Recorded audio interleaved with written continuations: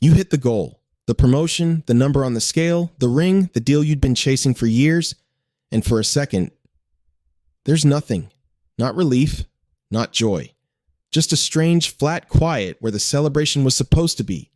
Nobody warns you about that moment. They tell you to chase the win. Nobody tells you what happens after you catch it.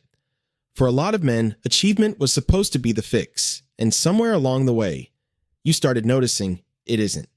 This is the achievement trap, and almost no one is talking about it, so let's. Here's what makes it so easy to miss. This isn't a man falling apart.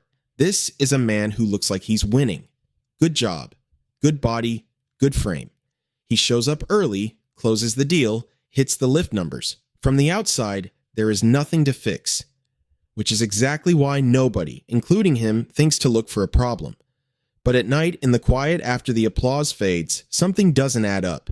He got everything he was told to want, and the feeling he was promised never showed up to collect. So he does the only thing that ever worked before. He sets a bigger goal, and braces for the same silence on the other side of it. So why doesn't winning ever land? The first reason is simple, and it's biology, not weakness. Your brain adapts to whatever you achieve almost instantly. Psychologists call it the hedonic treadmill. You hit the number, and for a moment you feel it. Then your baseline resets, and that same achievement becomes the new normal. Invisible, expected, no longer worth celebrating. The goalpost doesn't move because you're never satisfied. It moves because your mind is built to chase, not to arrive. Which means if the plan was, I'll feel whole once I get there, there was never going to be a there. Just the next target and the next one after it. Each one a little further than the high actually lasts. The second cause runs deeper. Somewhere along the way, you optimized for being impressive instead of being known. Gym, income, frame, discipline. Every one of those is real, and none of them is nothing.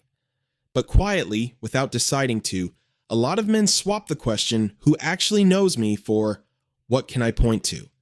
Because pointing to something is safer. It's provable. Being known isn't.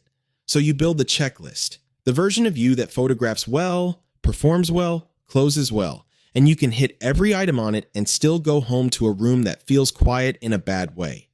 Because high value was never a substitute for known. You can be someone's standard and still be nobody's person. And here's the trap almost nobody names out loud. You let achievement become the place where your self-worth lives. If the win is what proves you matter, then you are never actually safe, because the proof always expires. Yesterday's deal doesn't count today. Last year's body doesn't count this year.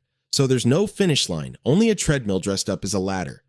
This is why so many high performers feel oddly fragile underneath the confidence. It's not that they haven't achieved enough. It's that they built their sense of worth on something that has to be re-earned every single day, forever. Worth that has to be constantly reproven was never worth. It was a bill that never stops coming due. And this shows up in the body, not just the mood. Men caught in the achievement trap often can't actually rest, because rest feels like falling behind, and falling behind feels like danger. That's the 2 a.m. phone check that has no real reason behind it. The restlessness on vacation, the inability to enjoy a win for more than a few hours before the mind is already scanning for the next target. Chronically chasing external proof keeps the nervous system in a low simmer of not yet, not enough, which research links to burnout, anxiety, and a strange kind of emptiness that more success doesn't touch, because success was never the thing that was missing. So how do you actually get off the treadmill? Not with a bigger win. The first move is asking a sharper question underneath the one you've been chasing. Next time you hit a goal and feel that flatness, don't reach for the next target. Sit with it and ask, what did I actually think this was going to give me? Safety? Being seen? Proof that I'm enough? Rest? Usually the true answer isn't a number or a title. It's a feeling you assume the achievement would produce as a side effect. Once you can name that feeling directly, you can start pursuing it directly, instead of hoping your next win smuggles it in. The second move is the one most men skip because it's the one that actually feels risky. Let people see the parts of you that don't perform. Being known isn't the highlight reel. It's telling one person you're tired, that you're not sure you like the life you built, that the win didn't feel like you thought it would. That's not weakness. That's the upgrade that actually matters, the one that never makes it onto the checklist. You can keep the gym, the income, the discipline. Nothing about becoming known requires giving those up. What it requires is letting at least one relationship hold the version of you that isn't optimized. That's the version that actually gets to feel less alone. And the deepest move, build a sense of worth that isn't re-earned every morning. That means finding at least one part of your identity that isn't a scoreboard, a value you hold, a person you're loyal to, a way you try to treat people that stays true whether you win this quarter or not. Something that doesn't reset when the market does, or when the mirror doesn't cooperate. This isn't about chasing less. It's about untying your sense of enough from things that were always going to move. Achieve all you want.